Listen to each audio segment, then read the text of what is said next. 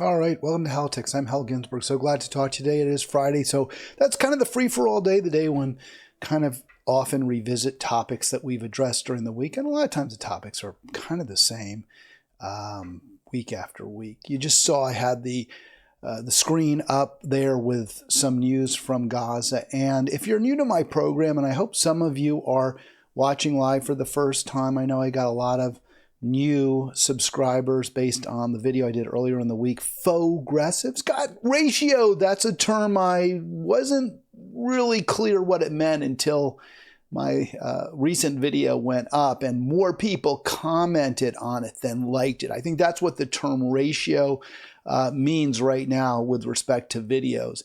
If you get a lot of comments, but you don't get a lot of likes, what that means generally is that people are watching, yes, but they're not agreeing. And so the comments tended to be negative, not unfairly so. I mean, I think pretty much everyone who commented was doing so, even those who clearly didn't agree with what I had to say. You know, they were good faith. They said, hey, this is why I disagree with you. And that's exactly what I'm trying to do here, is put together a dialogue where we discuss important issues. I think they're important. Maybe you will too, I hope, if you're new to the program, and try to come up with solutions to our most pressing problems. Today, it's a Friday. Sometimes we get a little more lighthearted. I also have comics on and the like. So we'll get to pizza, I promise you. The news that New Haven is being touted as America's pizza capital is in many media. So we'll get to that. But what viewers should understand, if you're new, is that I really focus lately anyway on centering victims of American imperialism, and that means right now Palestinians, and even more specifically than Palestinians, although all Palestinians are being victimized, in my opinion, right now by Israel, our closest ally, with our full-throated support, but even more particularly people who live in Gaza. And it's horrible. It is a genocide. There's just no question. It's obvious that the intent from Israel is to eliminate, is to eradicate Palestinians, to kill them in mass numbers. And not only is that their intent, but that's exactly what they're doing. That's exactly what Israel is doing. It's heartbreaking for me because of the humanitarian cost, because of the loss of life. That just saddens me to know. And I don't want to say that being Jewish and seeing the atrocities committed by co-religionists somehow makes me feel worse. I don't know that that's completely true, but you know, it hurts me to know that I used to believe, that I wanted to believe anyway, that Jewish people had a certain sophistication, a certain civilized nature, that we were in some ways a little more cultured than a lot of other groups of people. And it's clear that that's just not the case. We may have better education on average. We may be wealthier than many. We may indeed be more sophisticated in certain areas. I'm willing to acknowledge all of that. But moral superiority? Please. International Court of Justice orders Israel to halt its offensive on Rafah. And things are just as bad as I guess things can always get worse. I won't say they're as bad as they can be. They're as bad as they can be right now. They will become worse. I do want you to bear that in mind, just how bad things are as a result of American support for Israel. I want you to bear that in mind when we get to later on in the program and I respond to some of the criticisms that I've received. But just let's get to this from the New York Times. Hardly a unbiased source, or even less a pro-Palestine source. The New York Times has been carrying water for the Israeli military, for Netanyahu, for the American supporters of Israel since before, obviously, for decades. But clearly their bias has been shown in their coverage of the current assault by Israel on Gaza. Their passive voice headlines that refer to many deaths in Gaza without specifying that, of course, those deaths are the direct result of Israeli action. We see that over and over again. They're continuing to promote the lie that Hamas engaged in rape and other sexual assault as a war weapon on October 7th. That's just clearly been debunked. The New York Times promoted that and has never acknowledged that they were wrong. The New York Times coverage of protests against Israel at colleges frequently refers to the protesters as anti-Semitic or discusses the so-called fear, the alleged fright that they have instilled. The protesters, the pro-life, the pro-Palestine protesters, have allegedly instilled in Israeli and Jewish students without acknowledging that many of the protesters are indeed Jewish students, and without noting that most violence, if not nearly all of it, has been by pro-Israel individuals and groups, and what little has come from the pro-Palestine folks on college campuses and elsewhere has been in response to attacks by the Zionist infiltrators and Zionist provocateurs. So the New York Times is clearly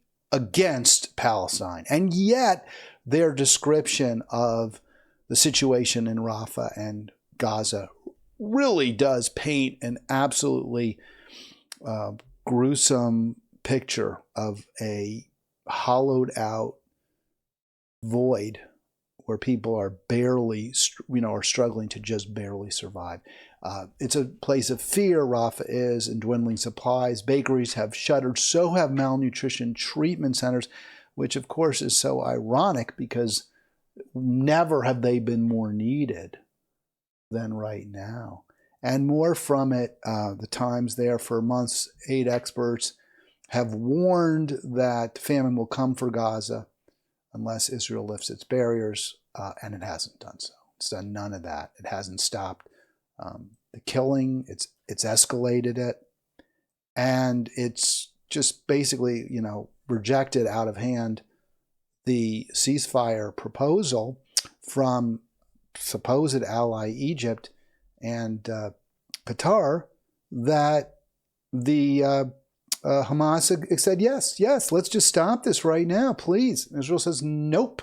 Not only that, we're going to keep the trucks out. We're going to keep aid out. When trucks try to get through, Israelis beat up the truckers. There's no health care. There's no fresh water anymore, virtually none. Gaza is dying. And Israel's completely to blame with our help. So there's this sort of technical debate. Is it really a famine? Has it arrived? The head of the UN World Food Program, and I would think they would know better than anybody, says, yes, it has. And even if we were finally able to bring in those trucks that Israel's keeping out, both from Egypt's side and from the Israeli side, many more people will die. It's like what happened when the concentration camps and death camps really were liberated, mostly by the Russians in the East, as they conquered Poland and then Germany from the Third Reich. Yes, they were able to provide immediate aid, support, nutrition to the victims of the Nazis. But still people died. The human skeletons that may have still been breathing when the Red Army liberated Auschwitz, some of them were not able to make it. So that's exactly what we're seeing in Gaza as well.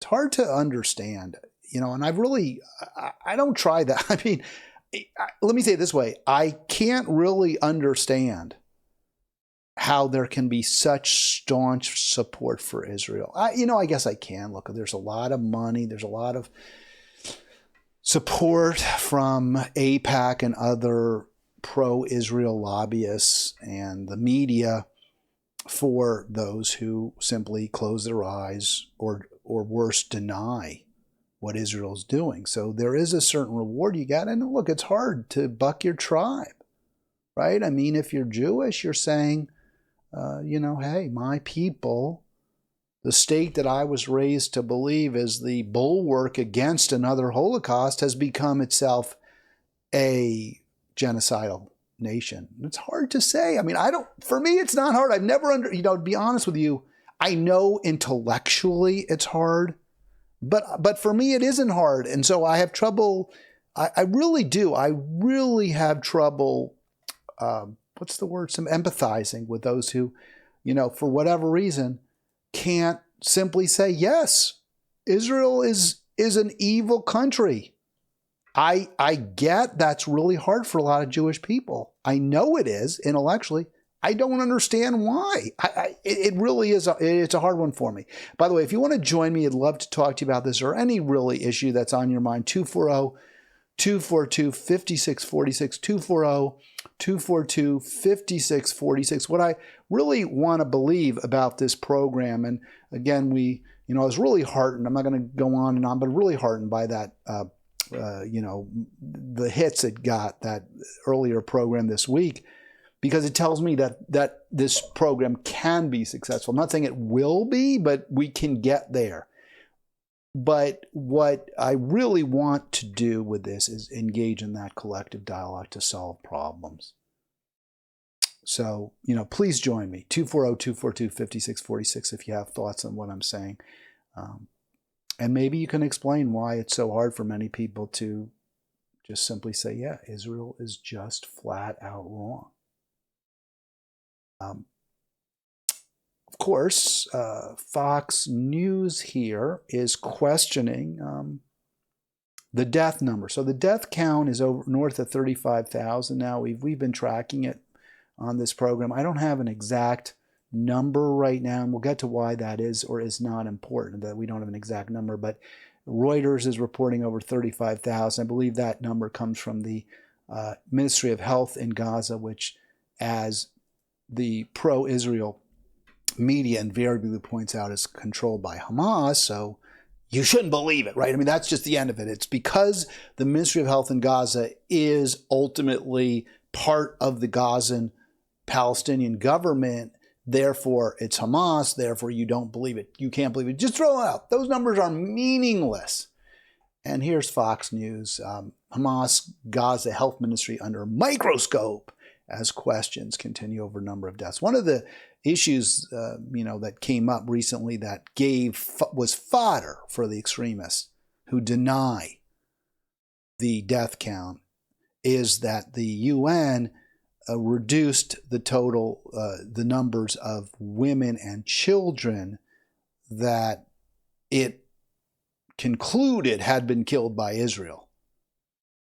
It didn't reduce the total death count. It said, no, the death count that we are getting from the Ministry of Health, we deem reliable. Sources on the ground besides the Ministry of Health deem it reliable. The reason we're reducing the number of women and children dead is because many of the cadavers, the bodies, the corpses, whatever term you want to use, have not been identified. So we don't know, is it a small adult or is it a child? Sometimes the trunk, the torso has been so burned or beyond recognition, we can't even be certain if it's a male or a female. So we know based on the count of the actual bodies that this is a reliable figure. We accept that the Ministry of Health is counting the corpses. Where we are not certain is that the identifications of every corpse of the 35,000 or so, 34,000 at that point, 33,000 at that point, we're not convinced that they have identified correctly each of the 10,000 unidentified victims of Israeli aggression. So that's what came up, and it actually is perfectly credible. It makes perfect sense. They're saying, hey, we've got a lot of unidentified bodies, so we're not going to, we understand the Ministry of Health. They may very well have done a good job of identifying their gender, their sex, not their gender, their sex, their age, but we're not sure about that. But that has now become a right-wing mantra that the numbers from Gaza aren't credible. And that's where Fox is going with this. So Fox, explains why you shouldn't believe Hamas's numbers, Ministry of Health's numbers. There's so much destruction and chaos. Israel has done so much damage. It has completely torn apart the country. It's basically all rubble. Fox says, hey, it's so bad there that how can we possibly think that they can correctly identify the number of dead? That's a hell of a defense for Israel, isn't it? Israel has so screwed up has so obliterated the entire infrastructure in Gaza that we can't even believe that the Ministry of Health can correctly count the number of dead. It's a hell of a defense. It really, to me, isn't a very persuasive argument that Israel isn't a genocidal, hasn't become a genocidal maniacal state.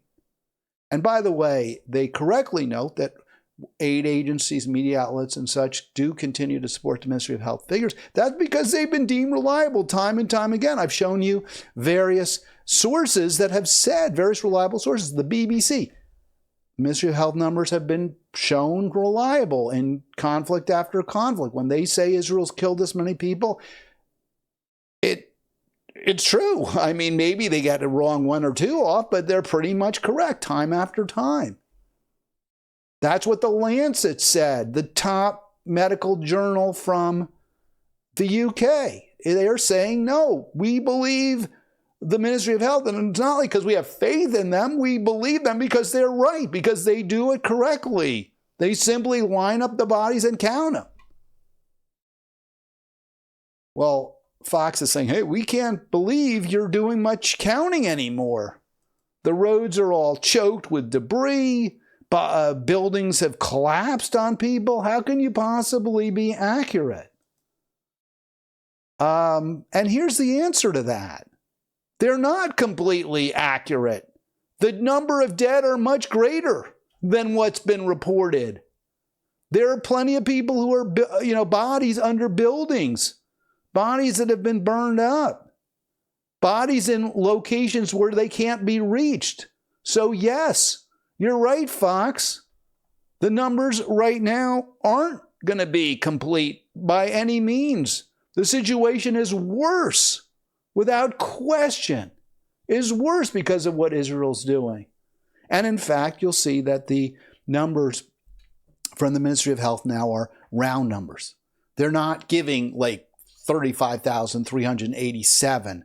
They're just saying over 35,000. And you can see here from this report from Reuters this morning, in northern Gaza, medics said at least 5 Palestinians were killed when houses were hit in Jabalia. So they identify 5, they add those to the death count. It's horrible, it's awful, and more were believed to be trapped under rubble, but under the rubble they couldn't reach. So they're not, the dead under the rubble aren't being added to the death count.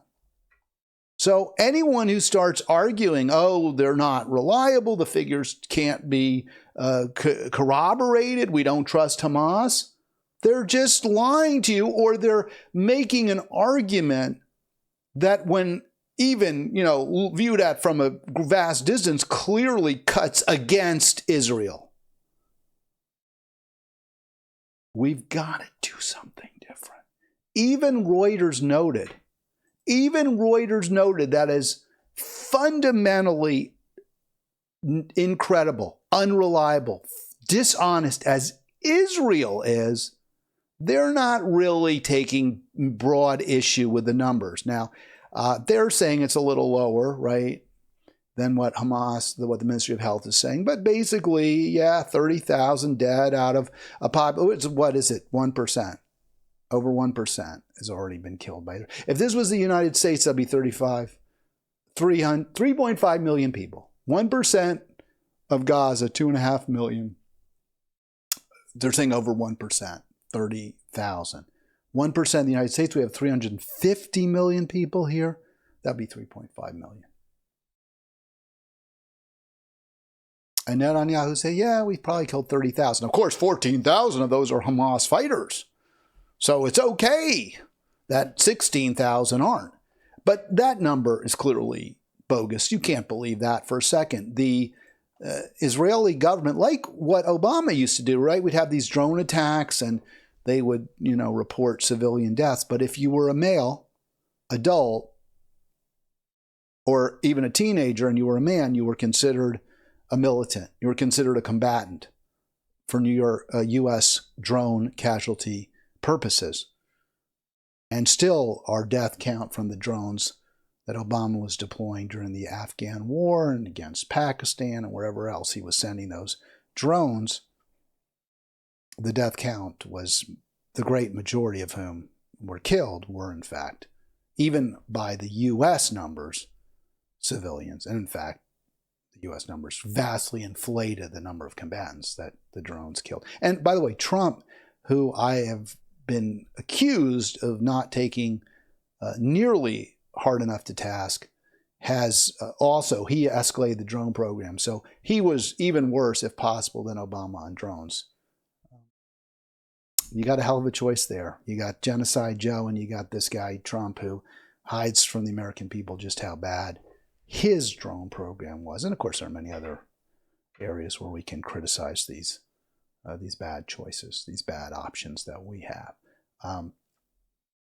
So there's really but I just wanted to say, so again, the 35,000 figure, according to Fox, you can't believe the Ministry of Health numbers because they can't be precise because Israel's done so much harm to the entire nation. And I don't think there's any argument there. That's why now the Ministry of Health is reporting these round numbers, like 35,000, right? Not, as I said, not a specific number. They just know the numbers just keep rising and are much higher than the official death count. Listen, I'd really like to talk to you if you want to. I'm going to move on to my next topic, and it's kind of a bit of a abrupt shift, right? I mean, because things are so awful in Gaza. It is the most deadly place on the planet right now. We're supporting it. Our weapons continue to flow to Israel at Joe Biden's direction, at the approval with the authority of the Congress of the United States, controlled in the Senate by the Democrats. Many Democrats joining with the Republicans in the House to authorize billions of dollars to go to Israel just in the past few months. So this is about as bad as a country can be right now. The only thing worse than providing the means for the genocide, which is what we're doing, is, I guess, to be actively engaged in it as our closest ally, Israel, is doing. So it's a grim story. It's a incredibly upsetting story, but it's one that we have to center. We have to discuss. I just don't know what else we can possibly do. Certainly, pretending it's not happening is not something I will ever do. But I'd love to talk to you about that. 240-242-5646. What you propose, what your reaction is to this. I would note that mine is you can't vote for Joe Biden. You just can't. I mean, at some point, if a leader is that bad, is doing such awful things, I don't believe you can support that leader. And no matter how much you point to the other guy and claim that he's worse, and I think probably on this issue for sure, Trump is worse. Trump has actually criticized Biden for not being awful enough. but I just can't go to that. The evil is so palpable. It's interesting, you know, because people don't view this, right? I mean, no one thinks of themselves as evil. Trump doesn't think he's evil.